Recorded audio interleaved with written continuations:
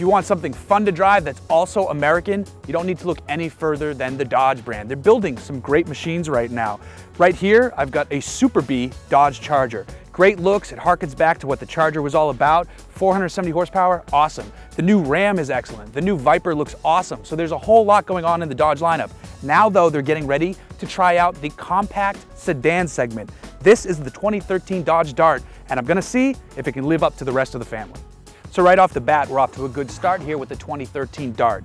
That's because it looks great. You got the crosshair grills up front, you've got these cool cut headlamps, nice looking wheels, this vibrant orange paint, which is fun because it's a little bit different. It's not for me, but it does look fun. Coming down the side, you've got a cool shaped daylight opening section, and then if you get around to the back, you've got similar taillights. There's an optional extra, but similar taillights like you would find in the Charger that stretch all the way across.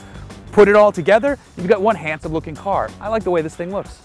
You've got a few choices when it comes to underhood motivation. The base engine is a 2-liter 4-cylinder unit that's good for 160 horsepower and a decent amount of torque. Step up though and you get this 1.4-liter multi-air turbocharged 4-cylinder. Now you've got the same 160 horsepower, but you've also got around 180 pound-feet of torque. You can pair it with a 6-speed manual or a 6-speed dual dry clutch automatic gearbox. Go even further to the RT trim, and now you've got a 2.4-liter Tiger Shark motor, which is a fantastic name, and that engine pushes out over 180 horsepower and about 171 pound-feet of torque. So you've got some decisions to make here. The easy one is to not get the base engine and to decide between the other two. So we've got a variety of engines you can choose from. This is the 2013 Dodge Dart Rally, and what that means is we've got the 1.4-liter multi-air turbo engine. And this particular car is paired with the 6-speed dual clutch automatic gearbox. Now, I told you that I love the exterior. I'm gonna tell you right now that I love the interior, and I'm telling you this to preface about something that I don't like, and it's the engine and transmission. They just do not suit this car at all. The unit is essentially borrowed from the Fiat 500 Abarth, so it's got a little bit of a cool chunky growl to it, but it doesn't sound as good as that car. The power delivery is odd. If it's really sluggish off the line, the shifts aren't as crisp at all for what you would expect from a dual clutch gearbox.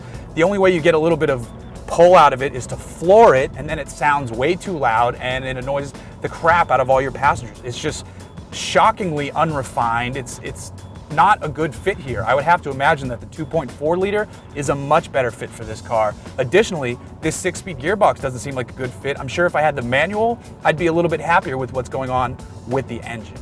That said, there's a lot to love about this car. The interior is fantastic. These seats are so comfortable. The center stack looks fantastic with the big screen here that's bright and easy to read. The gauges look kind of neat.